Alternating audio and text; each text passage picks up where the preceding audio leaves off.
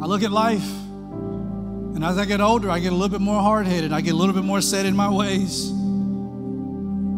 And as I sat there in that therapist's office, I thought, there ain't nothing you can give me about this. You understand, I preached around the world. I've read the Bible. I've read the book cover to cover, brother. There's nothing you can tell me. And that was one question that changed my entire life. And that was, Cornelius, do you believe God loves you? You're talking to somebody who sat on the edge of his bed with a Glock right in his nightstand.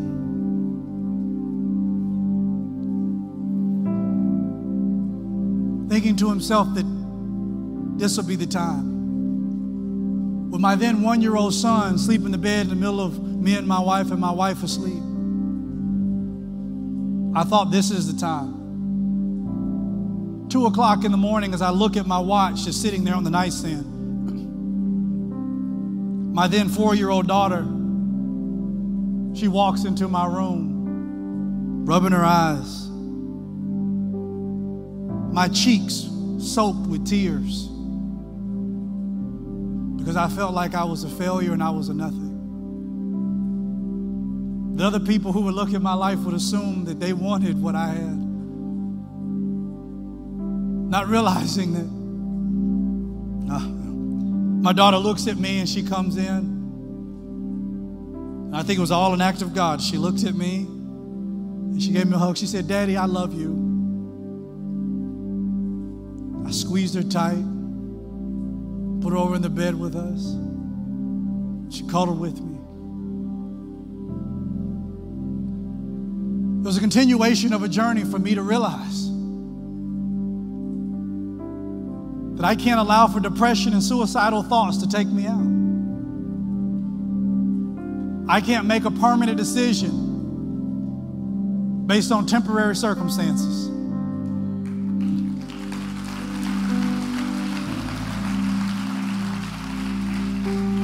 But I want y'all to get this. It didn't come from self-help books. God knows I wish I can tell you it came from a sermon, but it didn't. I wish I can tell you there was a worship song that took me out. I wish I can tell you there was an altar I cried on that changed my life forever. But none of that was it. It was one thing that I lacked.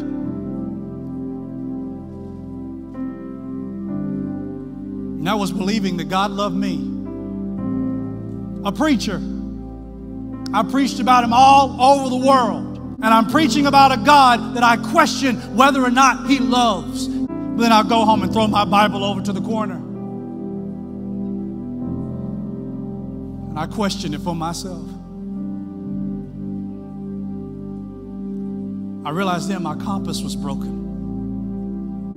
I've been filled with suicidal thoughts. I know what that's like. You're not alone. Fear. I talked to a psychiatrist, the one that put me on medication. She actually said to me, she said, now this may do some damage. It may cause some other things. And she went down and she listed all these things. And I thought, well, man, I'm gonna be crazier with it than I am without it.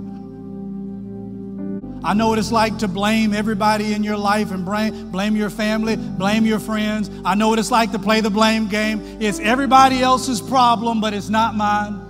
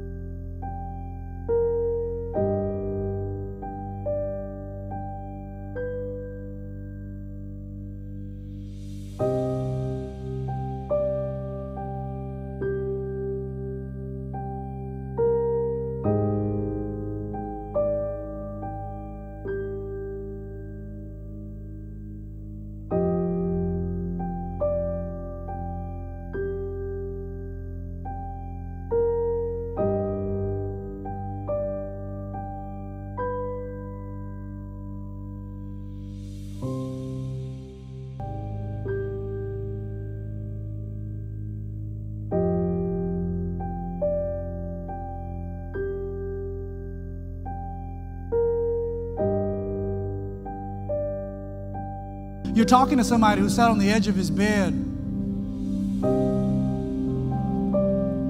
with a Glock right in his nightstand, thinking to himself that this will be the time. With my then 1-year-old son sleeping in the bed in the middle of me and my wife asleep.